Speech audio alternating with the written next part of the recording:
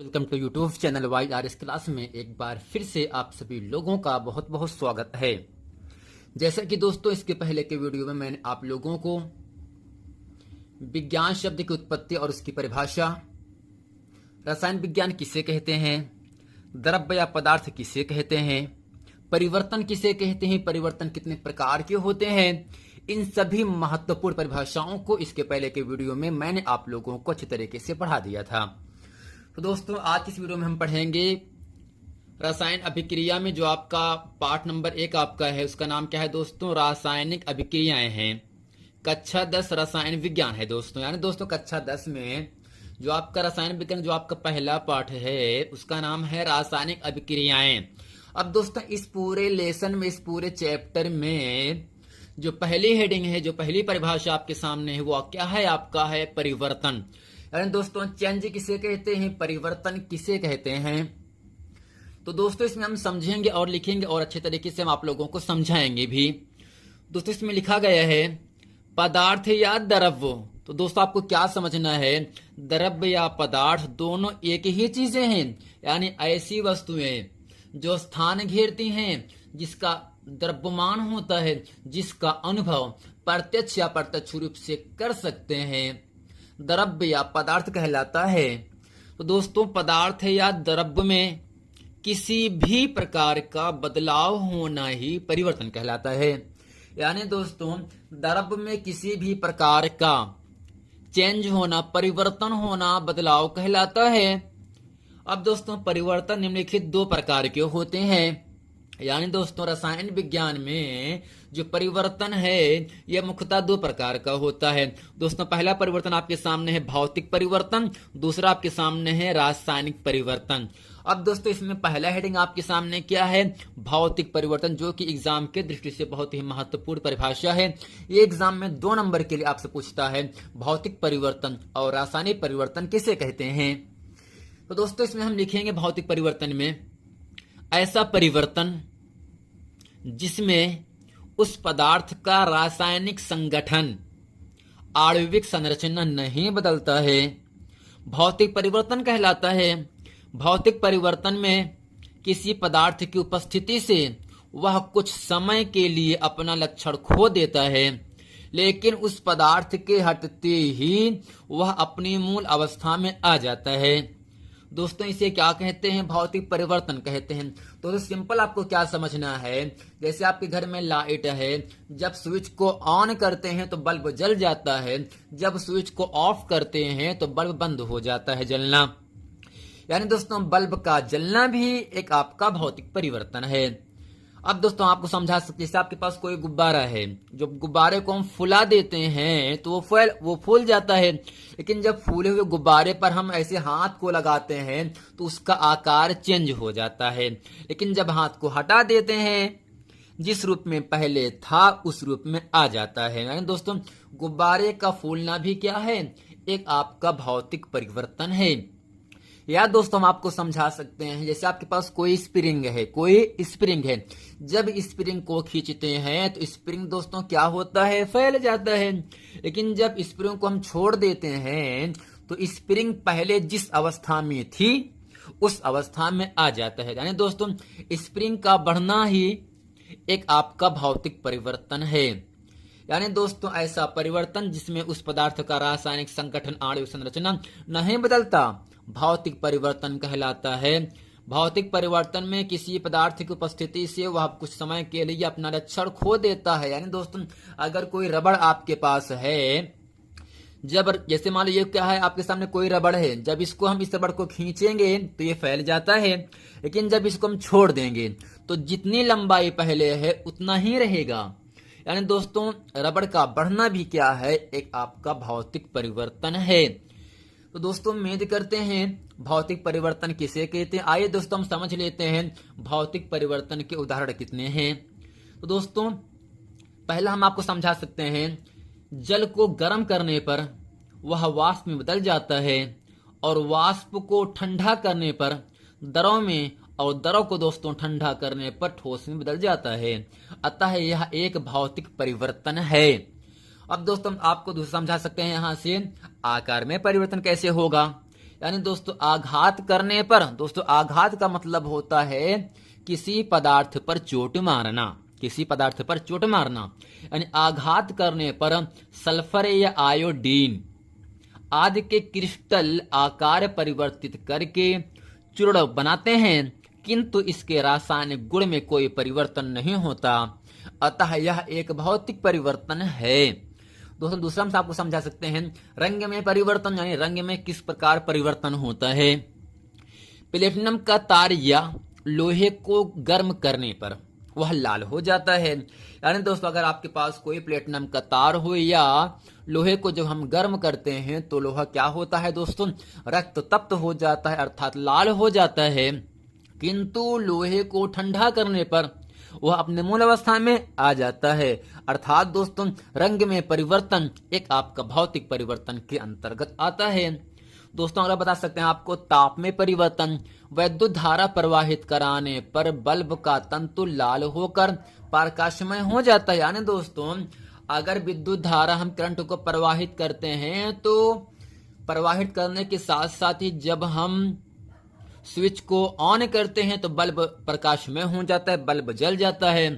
लेकिन जब विद्युत धारा बंद कर देते हैं तो बल्ब का जलना बंद हो जाता है। अर्थात दोस्तों ताप में परिवर्तन भी एक भौतिक परिवर्तन के अंतर्गत आता है।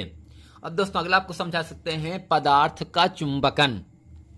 दोस्तों इसमें आपको समझना है, साधारण लोहे या कॉपर की छड़ तार में चुंबक का गुण नहीं होता है। यानी साधारण लोहे या कॉपर के छड़ या तार में चुंबक का गुण नहीं पाया जाता है दोस्तों, किंतु इसमें विद्युत धारा जब हम प्रवाहित करते हैं तो इसमें कुछ चुंबक का गुण आ जाता है, किंतु विद्युत धारा बंद कर देते हैं जब, तो दोस्तों चुंबक का गुण समाप्त हो जाता है। अर्थात दोस्तों पदार्थ का चुंबकन भी एक भौतिक परिवर्तन के अंतर्गत आता है। तो दोस्तों उम्मीद करते हैं भौतिक परिवर्तन किसे कहते हैं और इसका एग्जाम्पल कैसे क्या होता है इसको अच्छी तरीके से आप लोग समझ गए होंगे। आइए दोस्तों आपके यहां से दूसरे नंबर पे आता है रासायनिक परिवर्तन। रासायनिक परिवर्तन, इसमें दोस्तों आपको क्या समझना यहां से है, ऐसा परिवर्तन जिसमें किसी पदार्थ के अणुओं का रासायनिक संगठन, आणविक संरचना बदल जाती है, उसे रासायनिक परिवर्तन कहते हैं। जैसे लोहे में जंग लगना, दूध से दही बनना, भोजन का खराब होना आदि। यानी दोस्तों जो आपका रासायनिक परिवर्तन होता है तो दोस्तों वो क्या होता है, ऐसा परिवर्तन जिसमें किसी पदार्थ के अणुओं की संरचना क्या होती है दोस्तों, बदल जाती है, उसे क्या कहते हैं, रासायनिक परिवर्तन कहते हैं। यानी दोस्तों लोहे में जंग लगना, अगर दोस्तों आपके पास लोहा है, जब लोहे में जंग लग जाता है तो उसका कुछ समय के लिए उसका भार बढ़ जाता है। तो दोस्तों प्रश्न बन सकता है, अगर लोहे में जंग लगता है तो उसका भार बढ़ता है या घटता है। तो दोस्तों आपको क्या समझना है, लोहे में यदि जंग लग जाता है नमी की उपस्थिति की वजह से तो कुछ समय के लिए लोहे का भार बढ़ जाता है, उसके बाद उसका भार घट जाता है। अर्थात दोस्तों लोहे में जंग लगना भी क्या है, एक आपका रासायनिक परिवर्तन है। दूध से दही बनना, दोस्तों दूध से दही बनता लेकिन दही से दूध नहीं बनता है, तो ये भी क्या होगा आपका, एक आपका रासायनिक परिवर्तन है। भोजन का खराब होना, अगर दोस्तों भोजन खराब हो गया, खाना खराब हो गया तो इसको हम सही नहीं ला सकते हैं ना, कि सही ला सकते हैं। अगर अब दोस्तों भोजन खराब है तो क्या उसको हम सही कर सकते हैं, तो नहीं कर सकते हैं, यानी वो उसको सही की अवस्था में हम नहीं ला सकते हैं। तो दोस्तों भोजन का खराब होना ही एक आपका रासायनिक परिवर्तन के अंतर्गत आता है। तो दोस्तों इसको हम समझ सकते हैं इस प्रकार से, इसका एग्जाम्पल पदार्थों का दहन। तो दोस्तों दहन का मतलब क्या होता है, जलना। क्या होता है दोस्तों, जलना होता है। दोस्तों इस परिभाषा को एक तरीके से हम और आपको बता सकते हैं दोस्तों ये आपका है रासायन का विक्रिया है। तो दोस्तों रासायनिक परिवर्तन में जो आपका पहला एग्जाम्पल है वो क्या है, पदार्थों का दहन है। तो इसमें आपको क्या समझना है, पदार्थों के दहन से यानी पदार्थों के जलने से कार्बन डाइऑक्साइड, उष्मा तथा प्रकाश आदि उत्पन्न होते हैं। अब दोस्तों जैसे आपके पास कोई लकड़ी है, जब लकड़ी को जलाया जाता है तो दोस्तों धुआं होता है। धुआं को मतलब क्या होगा, कार्बन डाइऑक्साइड। जब लकड़ी जलेगी तो उसमें उष्मा अर्थात गर्माहट होगा और दोस्तों प्रकाश अर्थात रोशनी भी उत्पन्न होती है। यानी दोस्तों पदार्थों के दहन से कार्बन डाइऑक्साइड गैस, उष्मा तथा प्रकाश आदि उत्पन्न होता है। अब दोस्तों यहां से समझ सकते हैं जंग लगना भी क्या है, एक आपका रासायनिक परिवर्तन है। अब दोस्तों कैसे लगता है जंग? आयरन या लोहे को खुले स्थान या नम वायु में रखने पर इसके अंदर ऊपर एक पीले रंग की पपड़ी जम जाती है, जिसे जंग कहते हैं। यह एक रासायनिक परिवर्तन के कारण होता है। यानी दोस्तों आयरन या लोहे को, यानी जैसे आपके पास कोई लोहा है, जब बरसात के मौसम में उसको बाहर रख देते हैं तो उसमें नमी की अवस्था से उस लोहे में जंग लग जाता है। अर्थात दोस्तों लोहे में पीले रंग की पपड़ी जम जाती है, जिसे हम दोस्तों क्या कहते हैं? जंग लगना कहते हैं। यह क्या है दोस्तों? एक आपका रासायनिक परिवर्तन के कारण होता है। अब दोस्तों अगला क्या आपका है? किण्वन। अब दोस्तों किण्वन किसे कहते हैं? कुछ विशेष प्रकार के जीवों की उपस्थिति में कुछ कार्बनिक यौगिक नए यौगिकों में बदल जाते हैं। इस क्रिया को किण्वन कहते हैं। जैसे दोस्तों दूध का खट्टा होना, दूध खट्टा होता है किसकी वजह से? किण्वन की वजह से। दूध से दही बनना, यानी दोस्तों दूध से दही बनता है, लेकिन दही से दूध नहीं बनता है। तो ये भी क्या है दोस्तों? दूध से दही का बनना एक आपका रासायनिक परिवर्तन है। दूध से दही का बनना भी क्या होगा दोस्तों? एक आपका किण्वन की वजह से दूध से दही बन जाता है। अब दोस्तों भोजन का खराब होना, खाना खराब होता, खाना क्यों खराब होता है, किसकी वजह से खराब होता है? तो दोस्तों भोजन जो है वो किण्वन की वजह से खराब होता है। अब दोस्तों सिरके का बनना तथा मृत जंतुओं एवं पादपों का मिट्टी में मिलना आदि किण्वन के कारण होता है। यानी दोस्तों सिरके का बनना तथा मरे हुए जंतुओं एवं पेड़ पौधों का मिट्टी में मिलना आदि किण्वन की वजह से होता है। अर्थात दोस्तों किण्वन क्या है? एक आपका रासायनिक परिवर्तन के अंतर्गत आता है। तो दोस्तों उम्मीद करते हैं भौतिक परिवर्तन, उसका एग्जाम्पल और रासायनिक परिवर्तन और उसका उदाहरण इसी अच्छे तरीके से आप लोग समझ गए होंगे। अब दोस्तों अगला हेडिंग आपके सामने है रासायनिक अभिक्रिया, जो कि आपका चैप्टर का शुरुआत होता है। यानी रासायनिक अभिक्रिया किसे कहते हैं? दोस्तों इसमें आपको क्या समझना है, इसमें हम आपको समझाएंगे ऐसी क्रिया जिसमें एक या एक से अधिक पदार्थों में उपस्थिति परमाणुओं के संगठन के फलस्वरूप अलग पदार्थ या पदार्थों का निर्माण होता है, रासायनिक अभिक्रिया कहलाती है। दोस्तों इसको अच्छे तरीके से हम आपको और समझा सकते हैं। दो या दो से अधिक परमाणुओं या अभिकारकों को एक निश्चित अनुपात में मिलाने पर एक नया उत्पाद बनता है। बनने वाला उत्पाद ही यौगिक कहलाता है और यह क्रिया रासायनिक अभिक्रिया कहलाता है। यानी दोस्तों सिंपल आपको समझना यहां से क्या है दोस्तों, आपका N2 का मतलब नाइट्रोजन गैस, दोस्तों H2 का मतलब हाइड्रोजन गैस है। तो दोस्तों यहां से N2 और H2 यानी तीर के पहले जितने भी तत्व हैं वो सभी दोस्तों क्या हैं? अभिकारक हैं। क्या है दोस्तों? कैसे यहां से N2 और 3H2 है, अभिकारक हो गया। Fe है और सल्फर है, अभिकारक हो गया। H2 और Cl2 है, अभिकारक है। और दोस्तों इसी के साथ 2Mg+O2 है, अर्थात मैग्नीशियम और ऑक्सीजन है। ये क्या है? तीर के पहले है। यानी दोस्तों जो तीर के पहले का होगा वही आपका अभिकारक होता है। अर्थात दोस्तों अभिकारक को मिलने से, अभिकारक के संयोग से यौगिक बनता है। और दोस्तों यौगिक को हम उत्पाद कहते हैं। क्या कहते हैं दोस्तों?